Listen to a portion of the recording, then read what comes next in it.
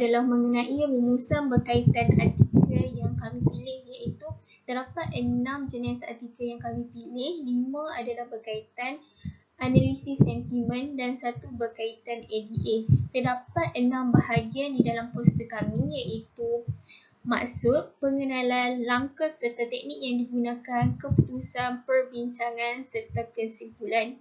Maksud analisis sentimen melalui artikel 1 adalah satu proses yang dikendalikan menggunakan pengkomputeran untuk kenal pasti serta kategorikan setiap pendapat yang terdapat dalam bentuk teks. Kajian artikel 1 ini juga mengenai kajian ke atas setiap platform Starbucks, iaitu Instagram, Twitter dan Facebook. Data diserap selama 2 minggu melalui setiap platform. Artikel 1 menggunakan kaedah leksikal konten. Terdapat 3 kaedah penting yang kita perlu ketahui, iaitu remedies and strategies as part of speech, word extraction state, comprises classifying the sentence. Seterusnya, kajian 2 iaitu untuk mengkaji emosi dan perasaan setiap pengguna Twitter menggunakan kata kunci hashtag coronavirus dan hashtag COVID-19 mengenai pandemik COVID-19. Data diserap selama 2 minggu melalui aplikasi Twitter. Artikel 2 ini menggunakan model Bayes Machine Learning melalui Natural Language Talking, iaitu NLTK. 2 pakej telah digunakan di dalam Python, iaitu Tweepy dan TextBlock. Tweepy adalah untuk mengakses maklumat daripada Twitter dan TextBlock adalah untuk mendapatkan analisis sentimen. Seterusnya, artikel 3. Artikel 3 adalah mengenai kajian terhadap keaslian jenama dan polariti sentimen di Twitter menggunakan kata kunci Starbucks. Data ini diserap selama 2 bulan dari 20 Julai hingga 20 September. Antara langkah yang digunakan di dalam artikel 3 adalah 3 langkah, iaitu yang pertama membuat kutipan data daripada Twitter menggunakan application programming interface, iaitu APA dan Python, dan yang kedua pembersihan data, iaitu membuang tweets yang bukan dalam bahasa Inggeris dan tweet itu hanya dikongsikan oleh syarikat Starbucks sendiri, dan yang ketiga adalah membuat pengekodan sentimen keaslian jenama. Saya akan sambung pula dengan artikel 4 dan artikel 5. Bagi maksud sentimen analisis dalam artikel 4 membawa maksud sesuatu proses pertimbangan pendapat yang bertujuan untuk menentukan sikap penutur ataupun penulis berkaitan dengan beberapa topik dalam teks. Bagi pengenalan dalam artikel 4, mereka membawa kajian berkenaan dengan analisis topik yang diperbincangkan dalam laman sesawang. Bagi kategori National News, untuk mengesan sentimen topik yang diperbincangkan. Data mereka dicerap selama 3 bulan, iaitu dari bulan Januari 2017 hingga Mac 2017. Manakala dalam langkah dan teknik yang digunakan dalam artikel 4, mereka menggunakan teknik pemodelan topik yang disebut sebagai Latent Dirichlet Allocation (LDA), pakej yang digunakan dalam Python, Goose Extractor, NLTK dan Beautiful Soup. Menggunakan kamus SentiWordNet 3.0 bagi mencari skor sentimen topik. Bagi artikel 5 pula, sentimen analisis membawa maksud ekspresi linguistik pendapat seseorang, sentimen, emosi, penilaian, kepercayaan dan spekulasi. Pengenalan dalam artikel 5, kajian ini adalah mengenai berita, di mana ia memfokuskan pendapat dengan mempertimbangkan perkataan yang digunakan di sekitar entiti dan persekitaran untuk memisahkan sentimen positif dan negatif daripada berita baik dan berita buruk. Bagi langkah dan teknik yang digunakan dalam artikel 5 ialah menggunakan aplikasi WordNet Effect, SentiWordNet dan MicroWNOP. Dan kedua pula, teknik yang digunakan ialah dengan menjalankan eksperimen pada 1292 set petikan. Bagi keputusan dalam sentimen analisis, keputusan diperoleh dalam skor sentimen topik bagi ketiga-tiga bulan. Okey, baiklah. Saya akan teruskan dengan artikel yang ke-6, iaitu artikel yang ke-6 kita menggunakan kita mencari artikel mengenai teknik EDA. Pada artikel yang ke-6 ini, tiada maksud yang diberikan tetapi hanya pengenalan mengenai artikel ini. Pengenalan mengenai artikel yang ke-6 ini ialah untuk mengkaji sekumpulan warga emas yang seramai 515 orang yang merupakan peserta kajian epidemiologi. Langkah dan teknik yang digunakan bagi dalam artikel ini ialah menggunakan kaedah EDA dan mempunyai empat langkah. Yang pertama ialah normalization, iaitu kita dapat cari melalui Rambus Z-score normalization. Yang kedua, PCA ataupun dikenali sebagai Principal Component Analysis menggunakan R ataupun Python. Yang ketiga, mengenal pasti data terpencil dan dikeluarkan daripada senarai data. Yang keempat, clustering menggunakan hierarchical clustering analysis. Perbincangan di dalam artikel ini ialah mereka menyatakan teknik ini sesuai digunakan untuk melihat sirakan data dan mengetahui data terpencil serta sesuai digunakan untuk melihat hubungan ataupun kekurangan di antara pemboleh ubah. Dan saya dapat simpulkan sebenarnya data kami iaitu data Starbucks sangat sesuai untuk menggunakan teknik EDA ini berbanding teknik analisis sentimen. Hal ini kerana data kami lebih cenderung kepada data kualitatif serta data kuantitatif. Dalam artikel ini terdapat parameter nominal dan parameter numerik. Jadi saya beranggapan bahawa teknik ini lebih sesuai berbanding teknik analisis sentimen sebentar tadi. Itu saja dari saya. Sekian, terima kasih. Berdasarkan ke-6 artikel yang kami kaji, iaitu 5 artikel berkaitan analisis sentimen dan 1 artikel berkaitan exploratory data analysis, terdapat perkara yang dapat kami bincangkan, iaitu dari segi analisis sentimen, yang mana setiap sentimen mempunyai nilai yang tersendiri yang dinamakan sebagai semantic value. Selain itu, setiap sentimen menggunakan teori positif, negatif, sarkastik, ideologi dan neutral polarity. Terdapat 4 output, iaitu positif, yang mana menunjukkan sifat positif dalam pernyataan seperti I am very happy today because Starbucks gave me a free drink to celebrate my birthday. Selain itu, negatif, yang mana menunjukkan sifat negatif dalam pernyataan seperti I went to Starbucks and experienced bad customer service. I feel that the barista was rude and did not assist me very well. Seterusnya, neutral, iaitu tidak menunjukkan apa-apa ekspresi emosi dalam pernyataan. Kemudian, ideologi, yang mana sentimen yang menunjukkan emosi yang sama dalam satu pernyataan.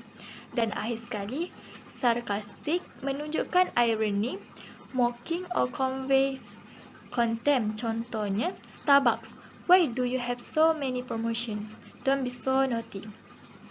Untuk teknik exploratory data analysis, kita boleh menggunakan nilai data terpencil, serahkan data bagi data yang dicari dan mengenal pasti data lenyap. Teknik ini sesuai digunakan untuk melihat hubungan atau kekurangan di antara pemboleh ubah. Kesimpulannya, kajian yang dikaji kaji dengan menggunakan teknik analisis sentimen ini memisahkan kandungan berita baik dan berita buruk daripada sentimen positif dan negatif yang ditujukan kepada para pendengar. Penyampai perlu memberi penjelasan terhadap perkara yang disampaikan dengan sangat jelas, secara eksplisit dan menggunakan bahasa yang mudah difahami tanpa perlu menokok tambah atau menggunakan istilah yang kurang difahami.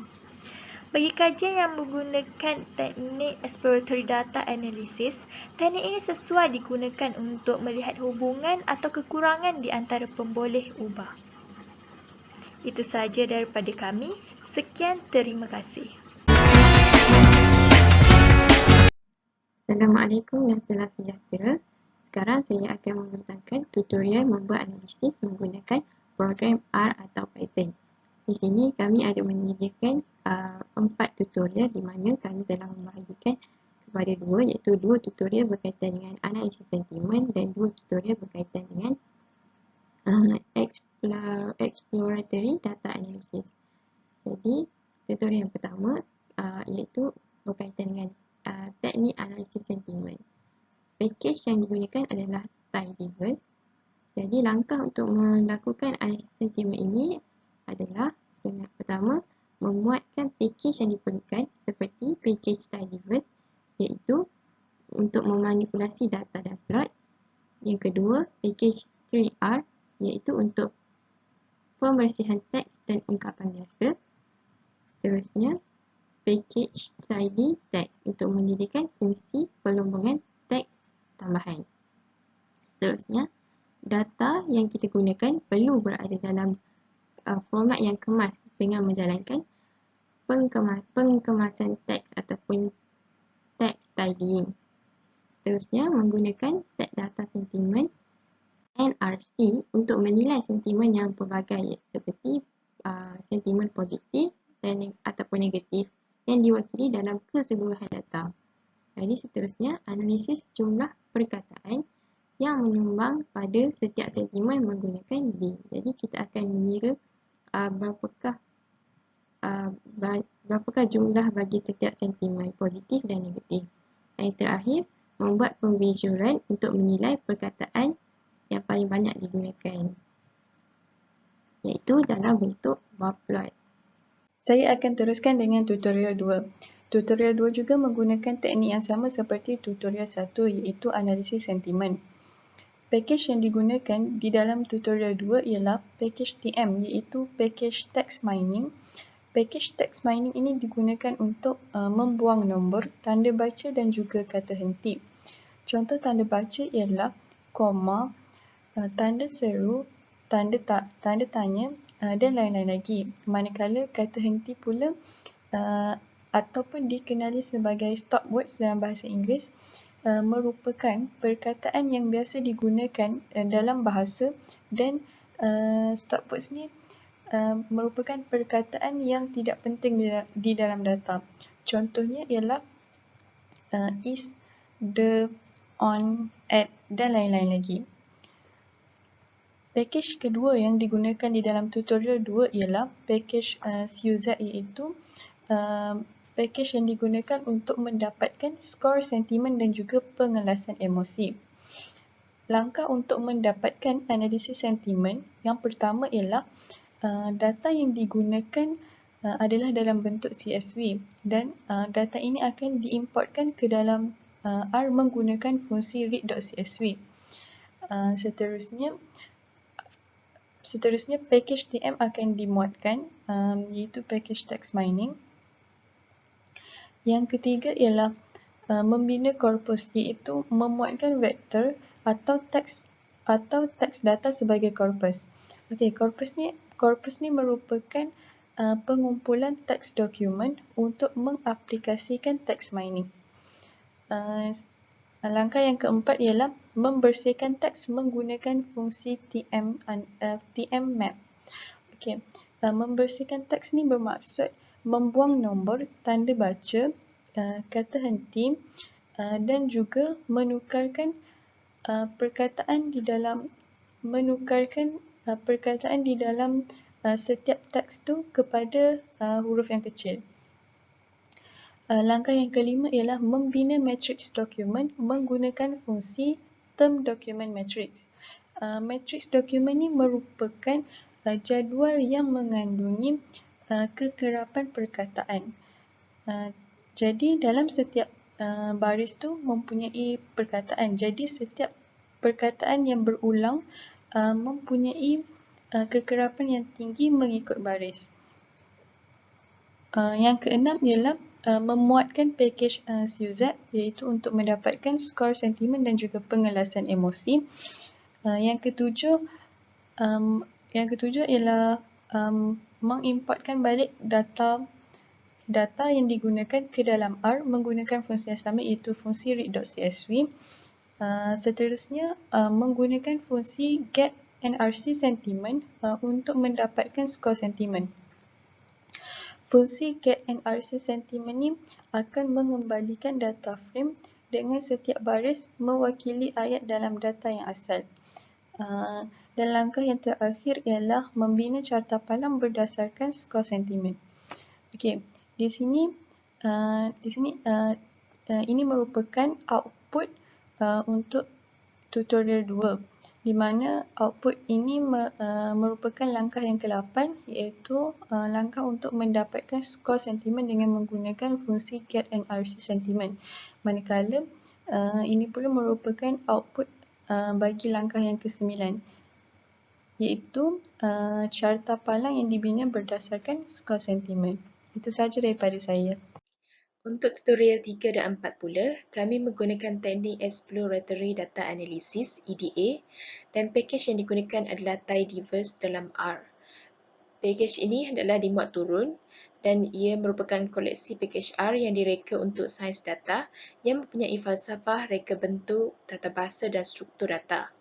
Yang kedua, Library Scheme R yang merupakan menyediakan fungsi untuk membuat ringkasan data supaya mudah dibaca. Yang ketiga, Library Data Explorer iaitu menyediakan fungsi yang dapat membantu proses menganalisis data secara penerokaan. Untuk langkah menggunakan teknik EDA pula dapat dilihat dengan lebih lanjut di dalam tutorial 4. Yang pertama, data adalah dalam bentuk CSV dan dimasukkan ke dalam R dengan fungsi read.csv. Output file dapat dilihat dengan menggunakan arahan head PR. Seterusnya, membuat pembersihan data iaitu menghapuskan atau membetulkan kesalahan yang jelas. Contohnya, penghapusan nol menggunakan arahan PR. Menggantikan sebarang kekosongan dengan NA. NA bermaksud nilai tidak ada dan R tidak akan menganggap pemboleh ubah diskrit.